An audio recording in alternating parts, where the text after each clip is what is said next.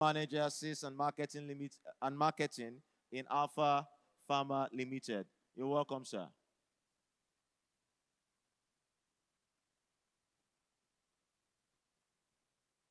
All right.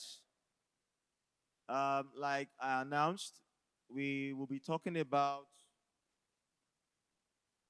the steps to take um, in overcoming possible limitations, either as a professional, a career person, or as a business person. So we're going to go into this topic, break it down, so that every one of us can benefit. We'll start with for the business people or entrepreneurs. Like what and what, or what do we think? Maybe I'll take on Pastor Ernest. I know you're into career, but I know your career is a little bit of business and then professional. So you're in between. You do both. I know you do both. So from your perspective, what do you think are the possible limitations that let's start with those who want to go into business or who are already in business. What do you think are the possible limitations that they face? Okay, thank you very much. Thank you for having me. Considering the limitations that people may have going into businesses, the first biggest thing is actually that mental limitation. Okay, when you don't have ideas. Most times when I talk with people, I tell them that your biggest tool, your imagination. Anything that can actually restrict or interfere with your capacity to imagine something better than now or imagine a tomorrow is actually an aberration towards achieving a future you will desire. So the issue of having an imagination, an idea, very, very important. And more so, you have the issue of, I call it ignorance. Because if I call it illiteracy, that would be sort of limited.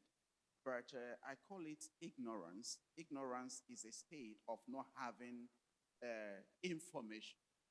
You don't have information about a particular thing. It becomes difficult actually to begin to find a way. In fact, you don't even know where you are going, so you can't get anywhere. And then the next is the issue of being aimless. You know, sometimes I interact with young people and I try to know what their minds are telling them and I ask questions. And I find out that this person just said, I want money. And I ask questions, this person doesn't have any objective, no goal, no objective, no pursuit, no nothing. So when some of these kind of factors are around, there are barriers that you must beat before you begin to go to anywhere. Thank you. Thank you, sir. Sister Onye?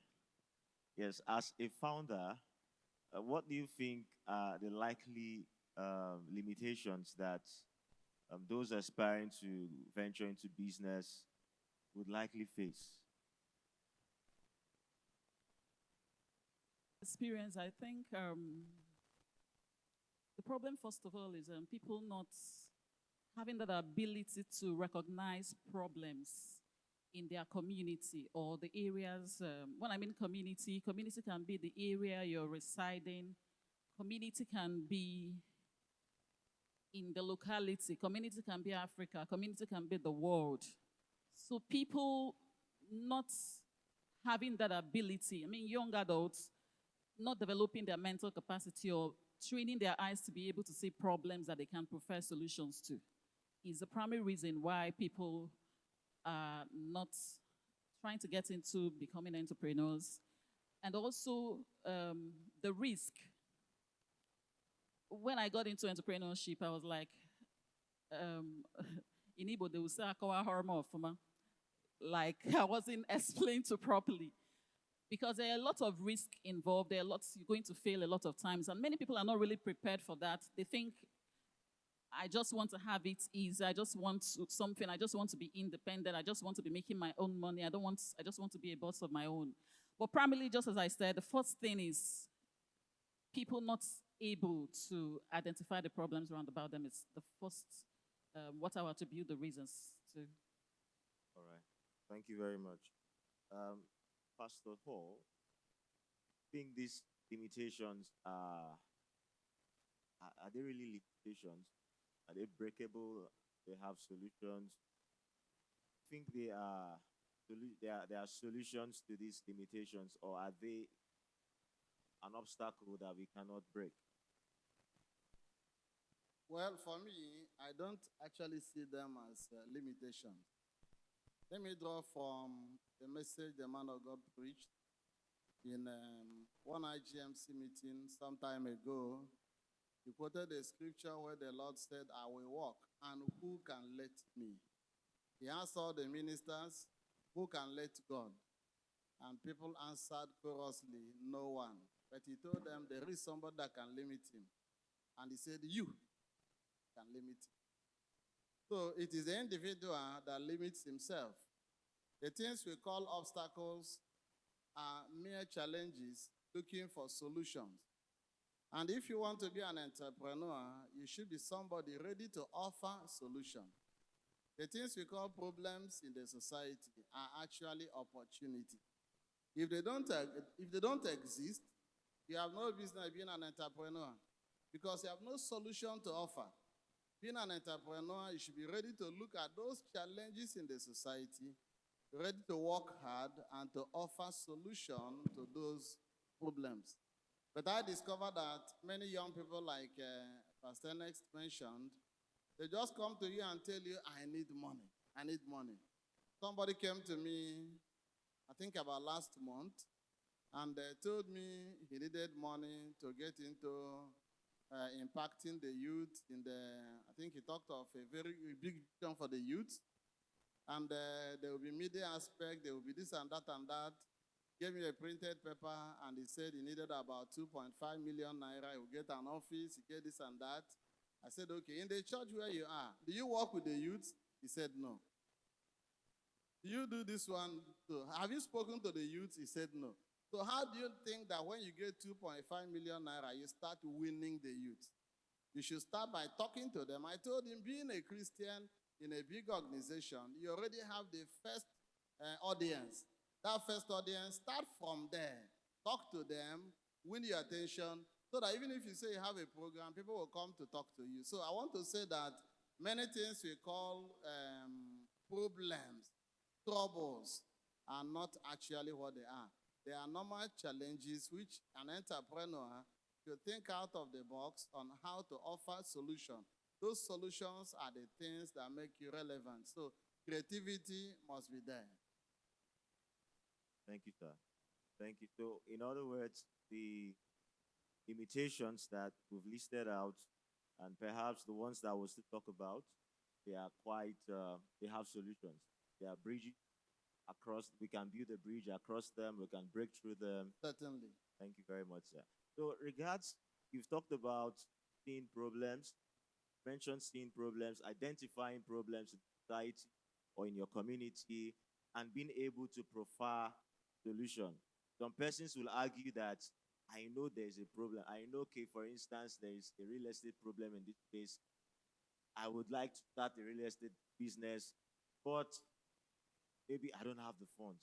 But like you mentioned again, mental limitations. So can we go deeper into looking into how to, how do you identify those problems, and then journey from start that you start to identify the problems to where you now begin to work on those problems, and then it start getting something as you provide solution.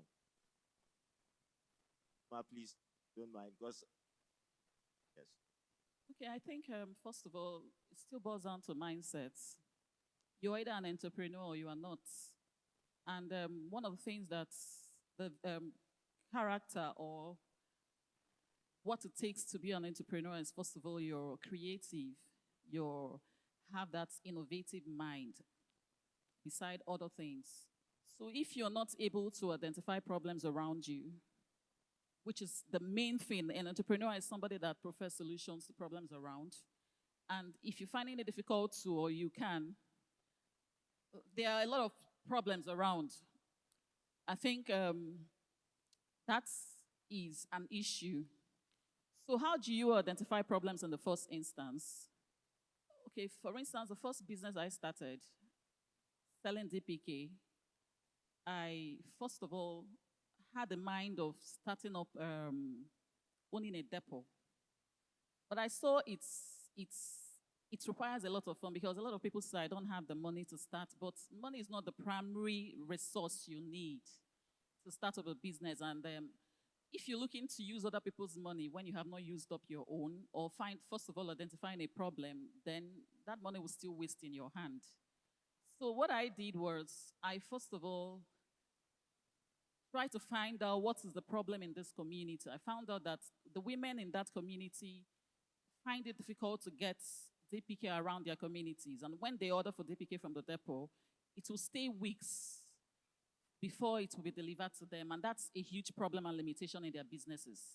So when I was looking for a place to situate that particular business, the first choice wasn't it because I did my feasibility study. I found out that a location where I eventually situated was the right position.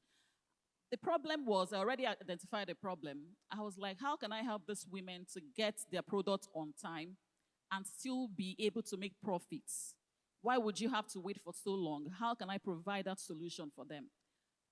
And that's, first of all, was what ignited that passion to start looking for solutions. Of course, I don't have the answers. I needed to go out to look for answers, ask questions, meet people that are already in that business to ask how and how and how. And I tell you, in the process of it, I spent my money in research and development. And in the process of it, I got the resources needed for me to set up that. And was able to buy in an investor that was able to invest into that business. So first of all, is locating that problem is not until we, try to make the first bulb. Already the bulb has been produced, or the idea doesn't have to be something out of this world. It can be some people are in trouble. How can I help them out? Some people don't have jobs. How can I create jobs for them? Some people have problems buying stuff. How can I create an app to help them to get something to buy convenience and stuff like that? So if you are able to have that mindset and you work with it with what you have, you will attract people that will help you where your resource will stop. Thank you. Thank you very much. Pastor Ernest, have something.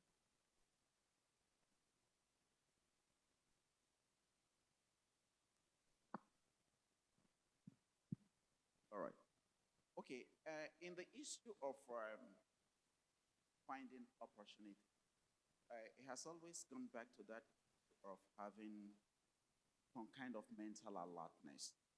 Because I used to think if you have good imaginations, you can picture things at a better situation. One of the things that can actually provide you opportunities is seeing something in a better state, visualizing something in a better state. Take, for instance, you saw a dress somebody is putting on. You can just imagine what improvement can be done to this, and it's an extra value to this person. Sometimes you may also try to imagine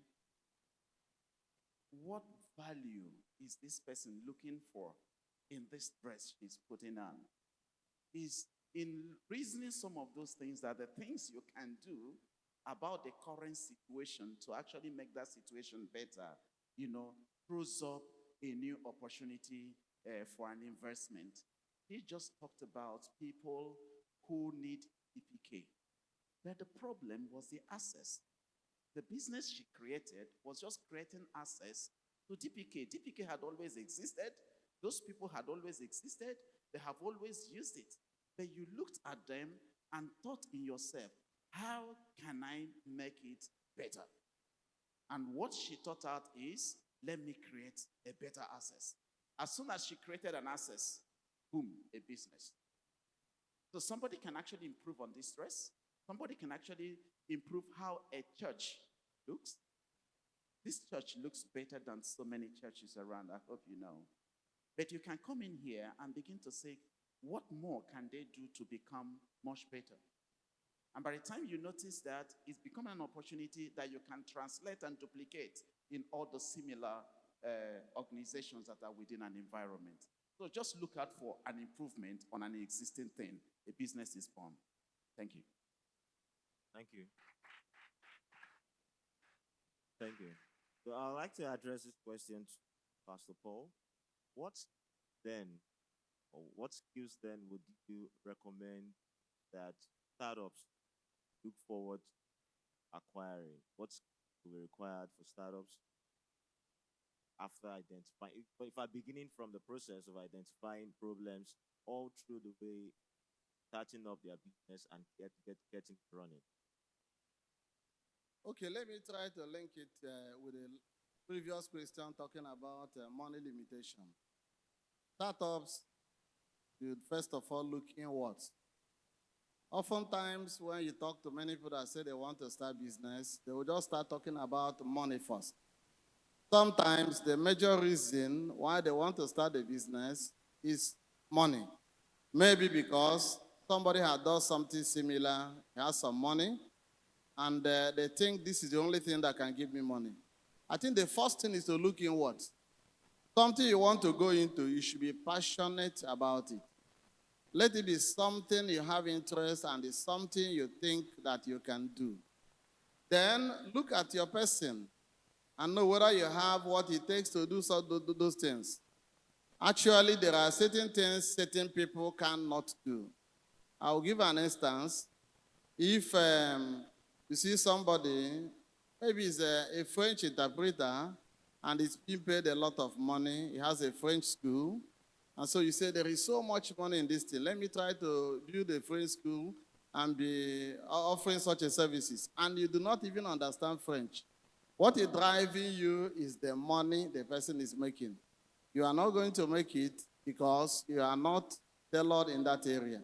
Now, look at what you can do, first of all. What are those qualities that are inside you? Those soft skills that you are good at. Then that will show you, tailor you towards what you are going to do. So that's the beginning point. The second one is hard work. I want to say hard work is very important. You must be ready to work hard. You must be ready to give it what it takes. I love our sister that presented last. They said her motto is, whatever I worth doing is worth doing well. The Bible says, whatsoever I have findeth to do, do it with all thy might. I do tell people, I say it in the church where I preach every time, I challenge them, I tell them there is nothing in this world I will do that I will not succeed. I keep telling them. The reason is because the Bible said that whatever I lay my hands to do, I will prosper. That is the God factor. The second one is that I am ready to give that thing my utmost best. Any person that wants to venture into any entrepreneurship, any startup, must be ready to give that thing the utmost best.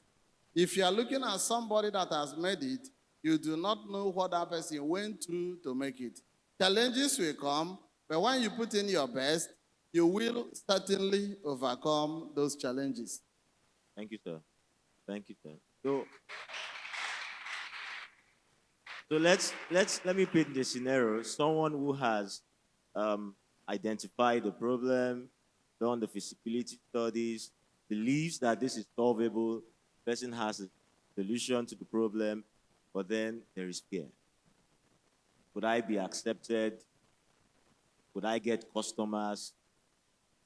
Some kind of fear, innate fear, just there. How do you overcome that? Because you could have all the ideas, you could think you could have all the solution, you could have done all your research, but then there's still this fear. Would it work? How do you overcome that? Yeah? I think the only way to overcome that fear is to first of all try. You have to first of all cut off the fear of failure if you're venturing into entrepreneurship, because certainly you will fail. But failing is not to be scared of failing. For me, I do not define failure. I don't know how people define failure, but failure exposes you to, get to know yourself more. You have known what doesn't work, and you have actually also known what will work. So, and the next time you will fail, it will be fatal because you have been able to know what works and what doesn't work. So, I think acquiring business skills, financial skills, very important, marketing skills, very also important. Then, when you now get to the point when your whole assignment, you've done the homework, and you're now looking for fund, you can start with, okay, you're talking about marketing, getting people to like the product, right? Part of the question. Okay, so I think the first thing, as I said, is try, put it out there. The first product that Flinks developed didn't fly. It took us some years to do research and development, and in my head, it's a very good idea. People would like it, and that's the mistake many entrepreneurs make. You don't view things from the customer point of view. You view it from your own point of view. You feel because you have the whole ingredient setups, you're intentional about this, you've done this, and you feel it will work. You're not the one that will use the product, and even if you would use the product, yourself alone is insufficient to make money and make profit from that business.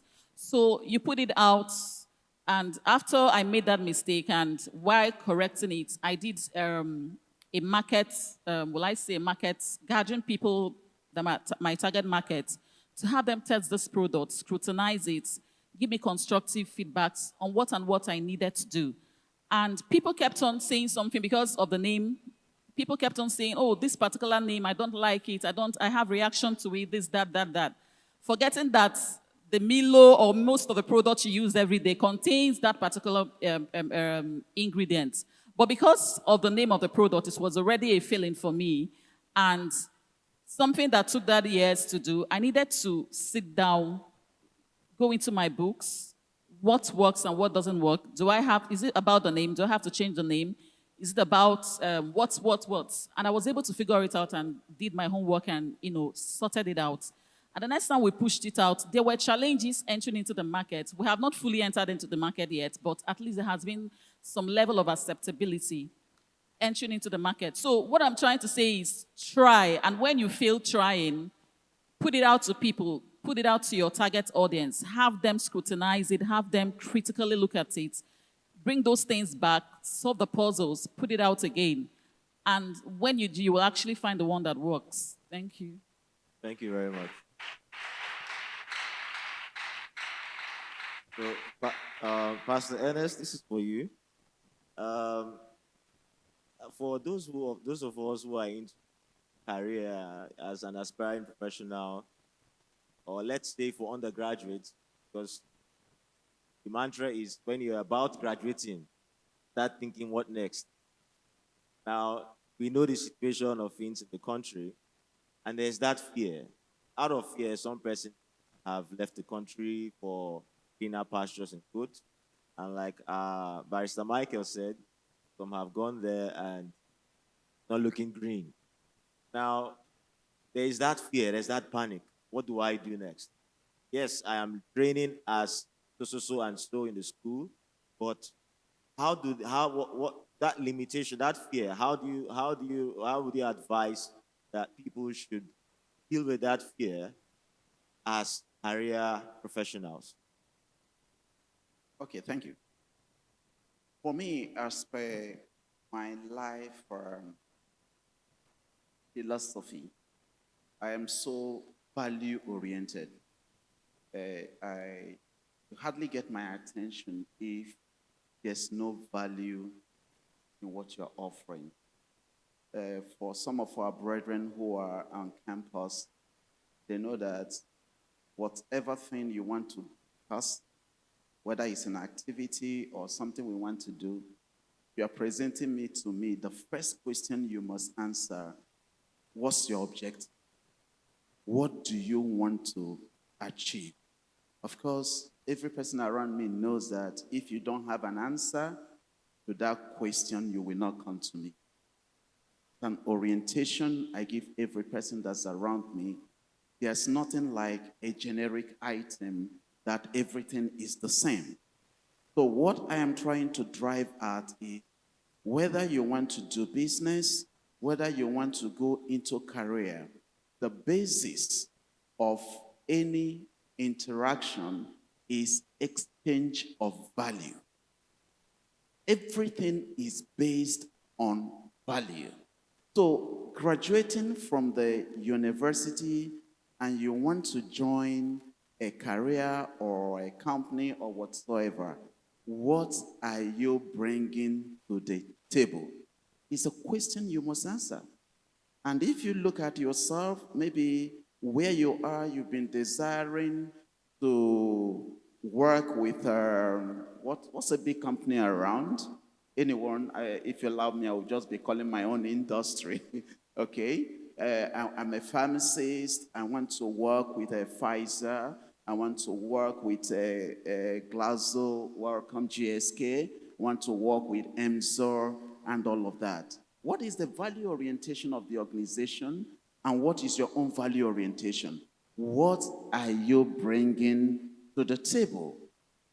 Because every person has BFAM. That's the certificate all of us have.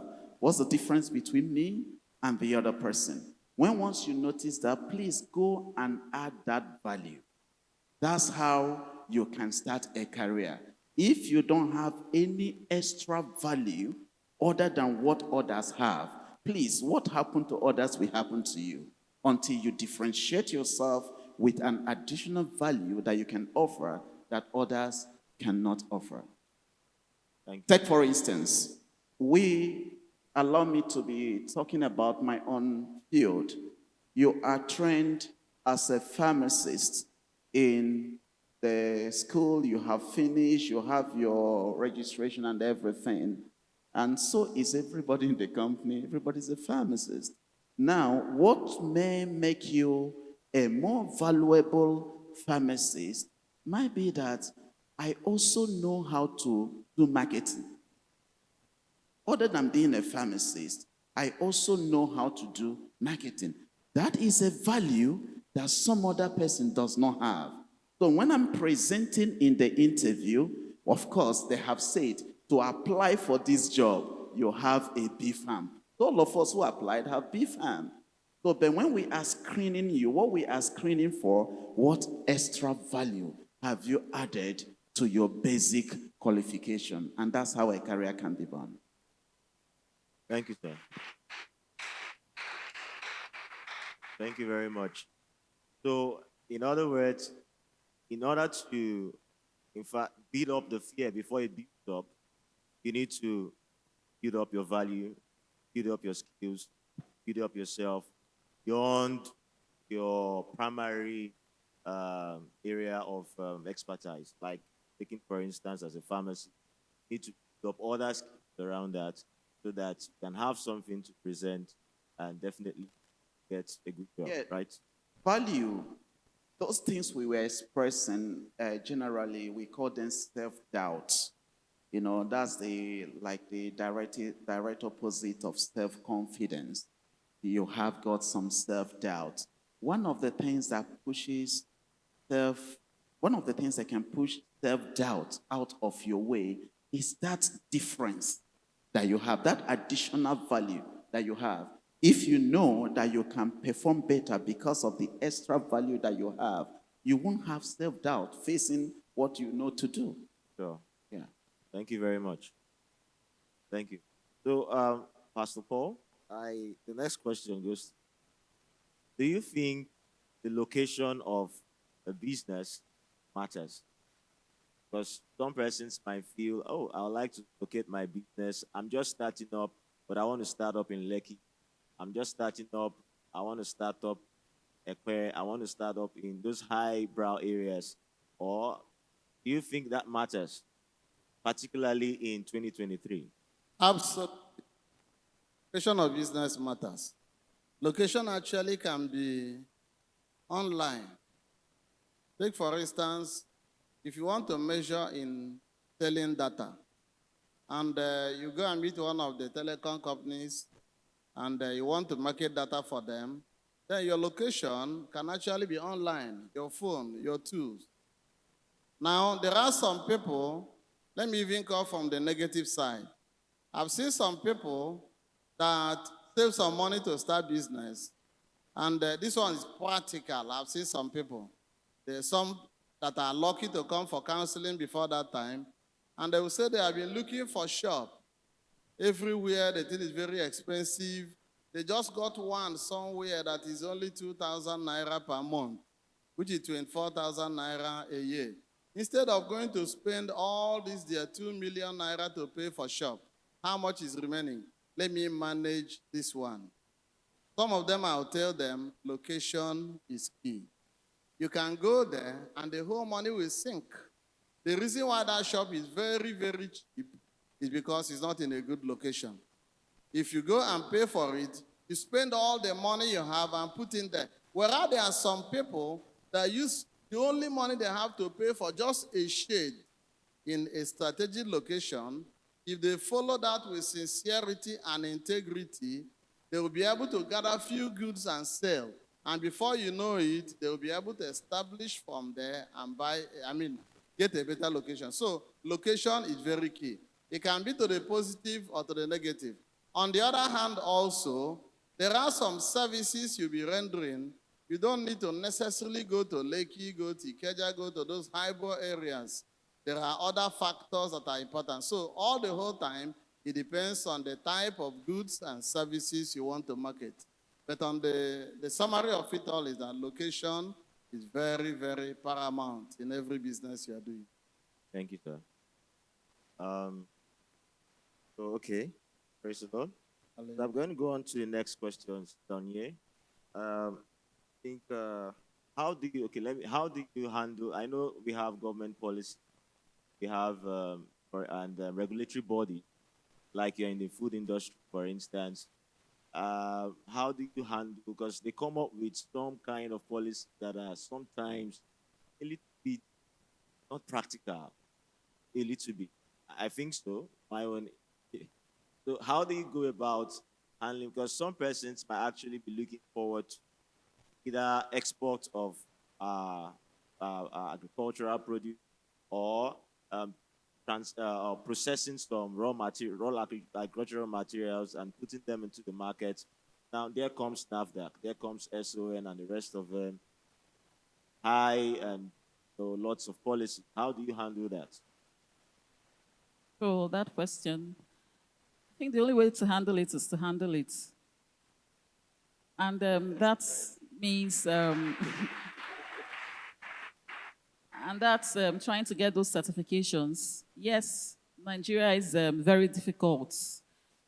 Being an entrepreneur in Nigeria is very, very, very difficult. Like, you're preferring solutions and you're expecting government to support you with at least the least power or the least whatever, but they are not. And it's okay for them not to, but don't also frustrate me. So I think the first thing is, why not start up that certification? It's going to be a limiting factor, especially depending on your business model and how you want to operate. Put in that application. If it is NAFDAC you're going for, put it in. Of course, we already know, I don't know, but for me, when I put in my NAFDAC, already they were like, it's going to spend just months. And I was wondering, have NAFDAC repented that just in a matter of months you will get your NAFDAC certification? And I agreed with them and put. But close to 1 year, I was still waiting for my NAFDAC certification. But if you put it in, you've already done justice to that by putting it in. Then secondly, you already know by research what they are going to be testing for. So you have prepared your product for that. So while you're waiting for them, go to other food lab and have your product tested for those things that will be identifying, just to make sure that your product is good to go. And that certification is to certify of that same thing you're going outside to test. So if you're certified integrity-wise and otherwise, you're good to go while still waiting for them to give you the one that will make you do things. And also, secondly, depending on also the field, whether it's SON or NAFDAC, you could also be pushing out a lot of things through collaborations and partnership. And just like Daddy said, the online space cannot be understated. While waiting for whatever, you'll be pushing it. And when anybody comes to you, you have done your due diligence. It's not your fault. The application is on their table. So whatever, if it takes them forever to come, you're making your sales. Praise the Lord. Hallelujah. Very valuable. Thank you very much. Pastor Ernest. Okay, so I would like to say a few things about briefly about office politics. You know, you want to rise within your career, and like you said, for instance, in the pharmaceutical industry, you are basically all pharmacy now, but there are cadres to rise. You want to go higher, you want to climb the ladder, and there comes politics. And you're a believer. How do you go about that? Some environments can be very toxic. See, in my office and everywhere, I've always told you that, I've always said that office politics is a very good thing. You don't survive anywhere without knowing politics. Is office politics in history sense is not something anybody should avoid. It's something you embrace. It's something you become a very tactical player in it. Let me tell you, I spoke earlier concerning value orientation. Office politics about how you deliver value, especially when you work in private organizations that are not public organizations. Maybe in the public organizations, the criteria for promotion may be who was first employed and all of that. But when you come to private organizations, the private sector, the orientation for moving up the ladder is about value delivery. Okay? So if you want to move up the ladder, just find the aspect of the organization that you want to move, where your ladder should be leaning, and begin to develop values in those respects. And as you're developing those values, you'll be going up. And as GS will tell us, if you don't blow your trumpet, who will blow it for you? My attention was just called yesterday by my head of human resources that one of my subordinates has just submitted a certification that he has completed his international certification in marketing, an international certification, and it has been submitted to marketing and was sent with a mail to the HR, copying the MD. You can understand that that guy is blowing his trumpet. The MD then called the HR and asked, I say, I received this mail that so person has completed a certification. What have the people in marketing done? He said, I just saw it about the same time you have seen it. Let me call the head of marketing. They called me and said, this individual has completed this certification. What's your career plan for him? I said, okay, I will speak with him personally. That was actually why I asked for the restructuring of the organization so that I can have an opportunity for this person as soon as he finishes. There are people who have gotten their masters and it is in their box. That young man was certified just the previous week and he has written the entire organization telling them that I have got a new certification and I'm overdue for where I am. And I have been contacted to promote him. I will promote him. That's just what office politics is. All right. That's what it is. Do the work, deliver the result, put in the value, announce it, and you will go up. That's just what office politics is. Just a minute, sir. Thank you. Thank you very much. There's a related question I'm about to ask. But before I ask the question, in case you have questions from the audience, you can please just write it down. We'll take as much as we can, perhaps one or two. But you never can tell. Yours might be that one or two. Just write it down and pass it on to protocol while we'll continue with the discussion here. So the related question is, you know, some persons say, my job not in line with our faith. There's this conflict there. The office is demanding something I cannot because of my faith. How do you deal with that? And some industries are actually more inclined in that direction or category. And so it becomes a problem for some persons looking into that industry. I like this industry, or I want to venture in this kind of industry, but there are protocols, there are demands. I might not be able to. do you consider that to be an issue?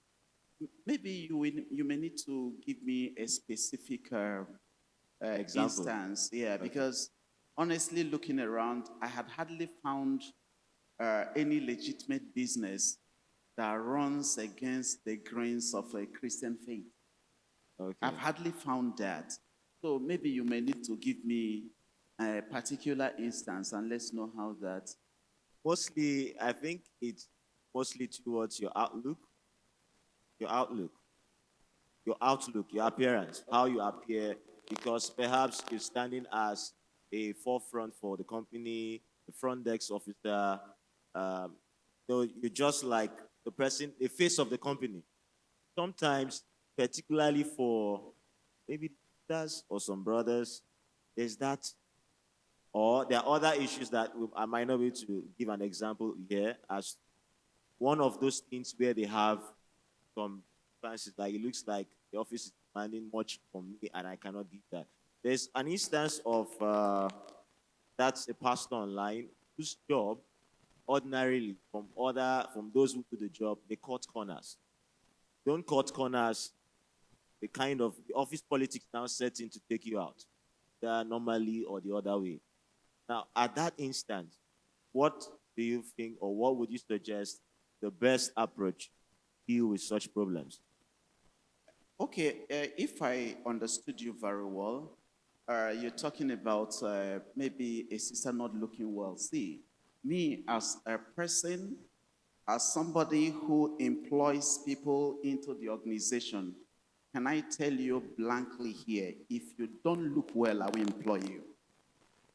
If you don't whatsoever, if you don't look good, I will not employ you. The issue is that within the frame of whatsoever belief you have, there are ways you can look good. You mustn't get naked to look good.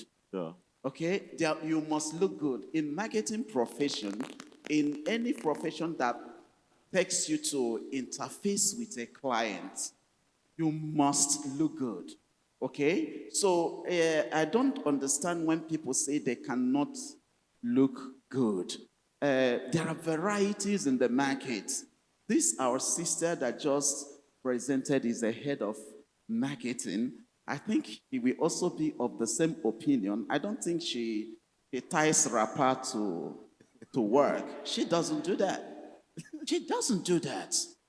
Okay, so I'm going to believe there is always the opportunity to look good. I've not seen any reason why any person will not look good, except you can give me again a specific instance. I can then begin to handle those particular instances. Right. May I tell you, if you must be a marketer, you must have a dress sense. If you don't have, I will not employ you. Even Thank you as a very- pastor, I will not employ you. Thank you very much. I think that settles the matter. I think that settles the matter. Thank you, sir. My final question will go to Pastor Paul, and it has to do with capital. We've mentioned that money is not really the first thing, it's not the primary resource you want to look out for in starting up. But then, money is still important down the line. How then what's the best approach dealing with situations where you don't have the capital, solve the problem, identified, touch on, how do you go about that? What's the best approach? Okay, I would say that the best approach is the approach of the widow.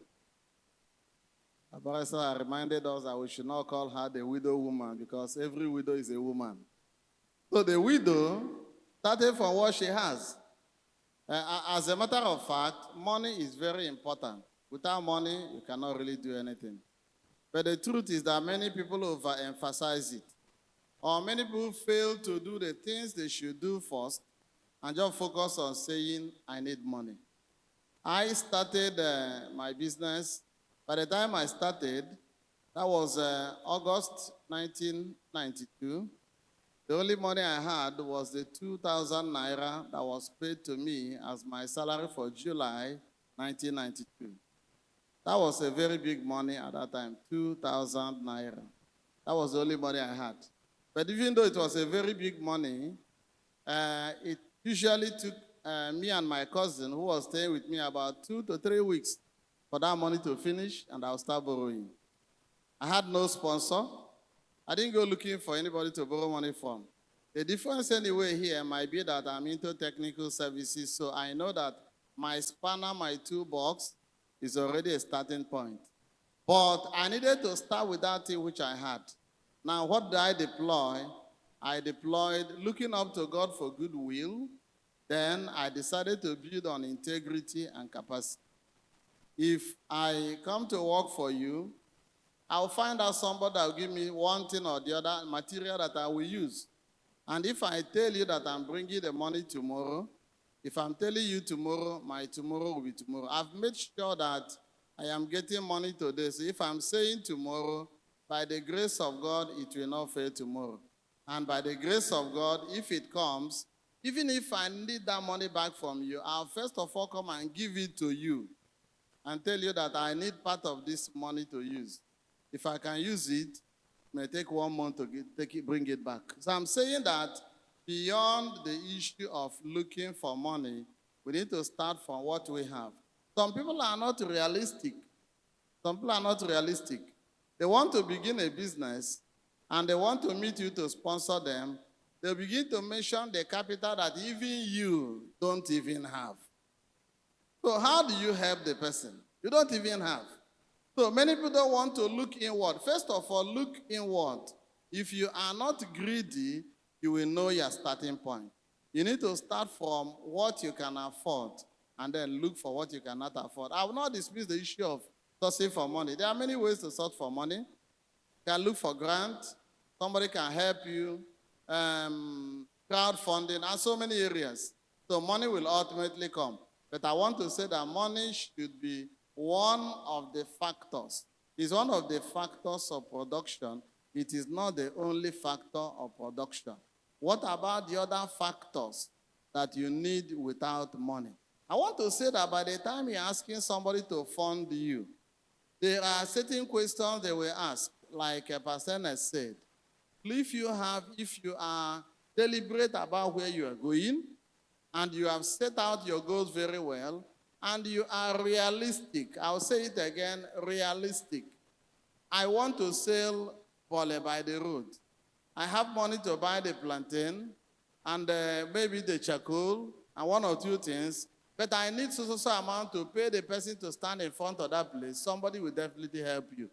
But let me say this. Somebody came to me, it's over a year now, close to 2 years. His brother gave him a bus. I mean, a Hummer bus. Very fine, good bus. And he brought it to my house to pray for him.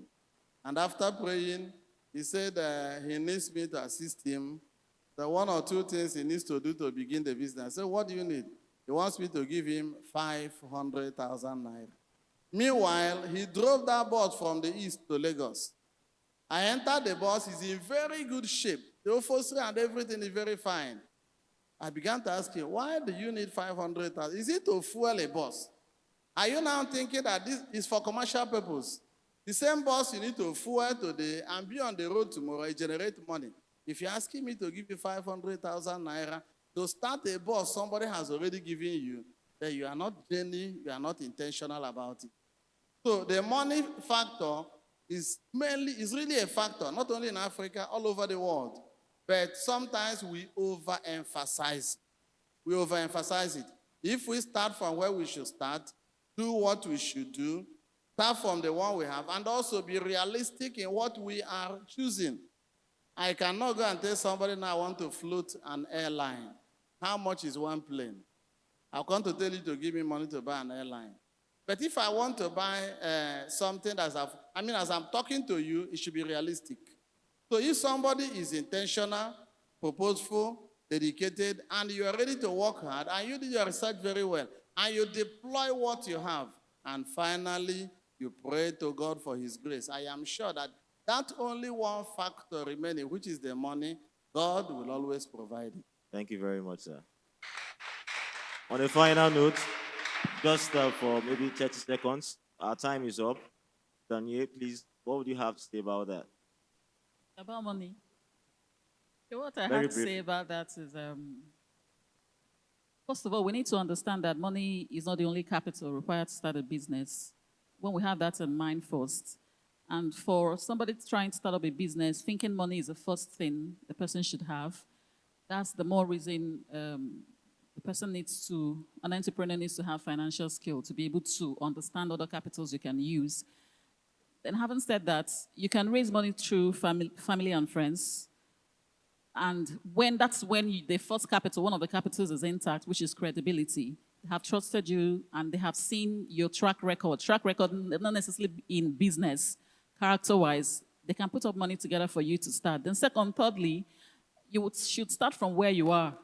Many a times you want to start it now, and make it now. Start from where you are. Don't jump the process. The process is more important than the destination itself.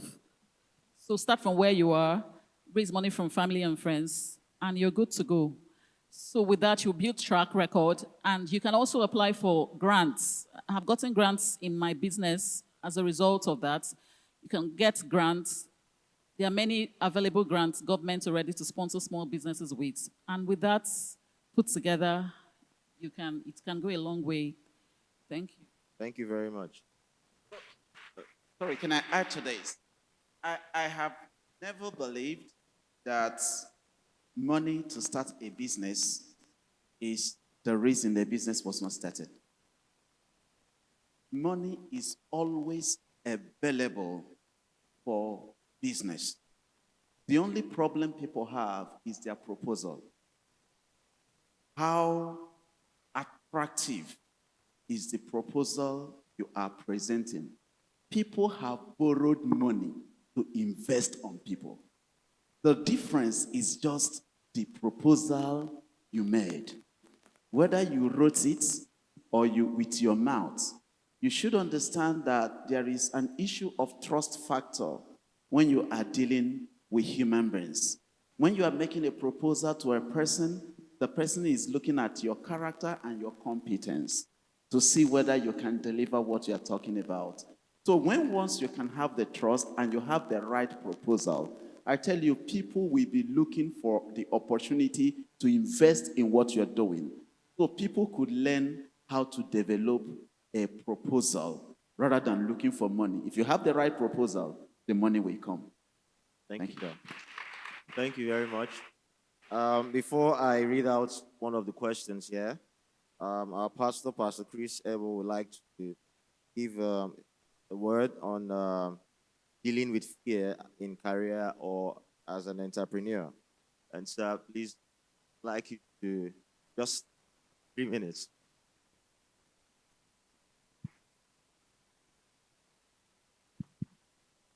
Praise the Lord. I wouldn't actually have talked because I wouldn't actually have talked because this is the discussion panel, but a certain thing that came out can bring a negative consequence. The issue of you have a fear, and somebody says, try, go ahead, do that thing. And when you try, you conquer the fear in the process. Now, that might be right, can equally be wrong. Now, when we look at fear, defined as an unpleasant emotion, caused by the threat, a certain threat of maybe fear, a certain threat of danger, pain, or harm. And if you look at the concept of fear, there are about 3 concepts of fear. You have the rational fear. And rational fear is the fear that stirred up by real threat. The threat exists, maybe of a certain incapacitation, a certain inability that is in you. You want to go and do a thing, you don't have the necessary skill. And when you see the qualities others possess, you are afraid that you are not going to succeed. Now, how do you deal with that fear? Is it to go ahead? Is it to go ahead and do what others are doing, believing that when you go, you will overcome the fear? No. What you need to do is to discern the threat. That fear, you have some incapacitation. You don't have the skill. You don't have what it takes. Please go and get that skill before you go ahead. Because if you go ahead and say that the best way to succeed is go ahead and try, you will fail. Because there is real threat. The fear, the unpleasant emotion is justified because you do not have what it takes. So what you need to do to go and acquire that skill that is required. You don't have certification like the man mentioned. Say, well, I'll go in by faith. God will help me or I will succeed. No. The fear, rational. The other type of fear is primal fear. And by primal fear, we mean that you sense God naturally put it in you for your protection, for your safety. If you discover that there is danger on the way, vehicle is moving, and then you want to go in, you know that if you go in, the vehicle will jam you, and then you will die.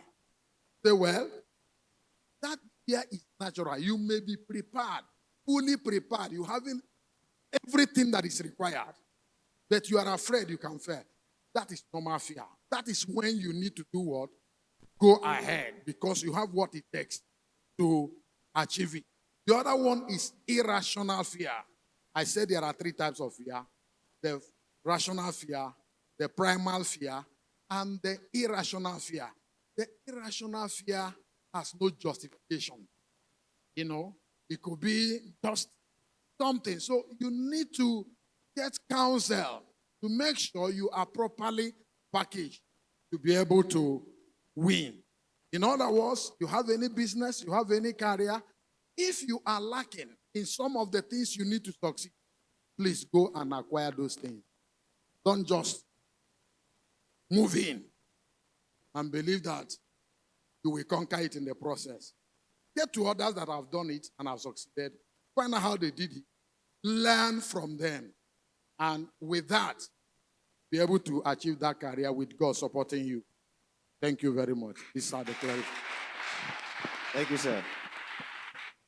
Thank you very much. I will just read out question. I'm going to put two questions in one. We've talked about it a bit. I think these are specific instances for those situations where you have conflict with your faith and your kind of work. So someone is saying founded an e-commerce company, and but wants to scale up, but scale up requires you selling alcoholic beverages and things like that contradicts the faith. What he or she do? And the other one is when your spiritual activity, when your company, your business or company requirements begin to clash with your spiritual activity, maybe like attending church service, things like that. How do you do that? Very briefly, sir, please. Mind our time is up. The response to this, first of all, is the issue of identification where you are. You don't just become a Christian the day they said they want to upscale to sell alcoholic beverages. You would have been a Christian before that, because the person who is giving you that responsibility, by the interactions he had with you before time, knows your personal values.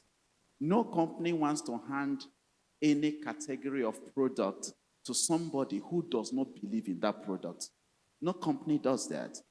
And if I know you as a Christian, and I know your personal values, your core values as this, I will be crazy to be asking you to go and say something that cuts across against the grains of your mind. So it's a problem of identification, ab initio. That's what that person has. And you may actually, if that is the only way to go, your personal values guides what you will do and what you will not do. I'm not taking any promotion if it is going to that side. Okay? I'm not going this way. I have a personal value where I stand. So I don't see it as any disadvantage at all. All right. Yeah. So what about it affecting your activity, like you said? Okay, spiritual activities. Someone like me, my office is in Ikeja, and the place of worship is far away from Ikeja. What I do, everybody in the office know me. I preach in the office and all of that. When it is time and you want to go to church, there's an Ikeja parish that is next to me. It mustn't be my home parish. There must be some level of flexibilities with which we do things. There is also a place for dialogue with your employer. Where the time is becoming too difficult, you can have a dialogue with your employer. Where it does not work, you can look for something that works. You are not stuck to one organization. That's why you have to have skills. Some people, when they stand up from the place of their work and say they want to go, they start begging them because of the value they provide. All right. Thank you very much, sir. And finally, all right, just the last question, and this question goes to you as well, Pastor Ernest. It's how do you manage relationships? For instance, we're colleagues, and then you get promoted above me. How do you, or I'm your superior? There are two ways to it. I'm your superior, but they promoted you from beneath me to above me. How do you manage that relationship with me? And then how do you manage your relationship with your former colleague who you have now become their boss? Let me take the first exception. Very many people are paranoid.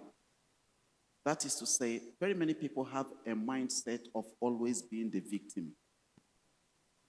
People have it even when they're dressed nicely in the suit. They will never see something objectively and the reason it was done. What I know is that organizations have got policies. Promotions are not just like you turn around and you pick a person. There are criteria that you put together and people qualify.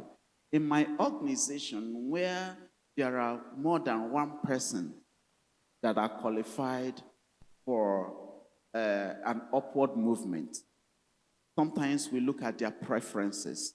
If the preferences are the same, we put them to promotional tests and then promote the person. It's always objectively done. And as I said here, if you work in the private sector is never driven by, I came before you. Private sector is driven by the value you bring to the table. Except you are not seeing the value the other person is bringing. The value difference can even be a smile. The person that smiles to the customer. A value difference can be the presence that Pastor Oyaga was telling us about the young daughter. That daughter will be a marketer, I tell you. Yes, it's that creating presence that you are a unifying factor where you are can be an edge you have over somebody. Please, when they promote somebody above you in the office, go to the people who promoted and find out what edge does this person have over me that made him qualify and I did not qualify. You go and build up that value. You will be the next to be promoted. Thank you. Thank you, sir. Sorry, Pastor Paul. Okay, let me contribute to that question because I've witnessed it. Let me give a practical example. The place I worked before I resigned to be on my own, the system was exactly what you're saying happened. In fact, the person who practically employed me, I worked with him. was the person that started the organization. The person that set up, the owner of the business was working somewhere. He saw that venture to be something thriving. He employed this young man, an engineer. He started it up. When the thing was doing well, he came and joined him as the MD. By the time I came, I was the third person. So it was this same person that was managing before the MD came that interviewed me together with the MD. But in a space of 1 year, after 1 year, I was promoted to be the manager above the person that even started the organization. So it can be an issue. And this is where personality matters. The question is, how do you handle it?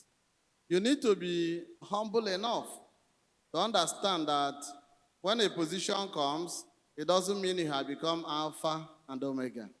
This person that was there before me, I respected him, I regarded him.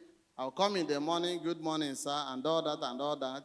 And by the time this promotion came, I knew that it was not something usual.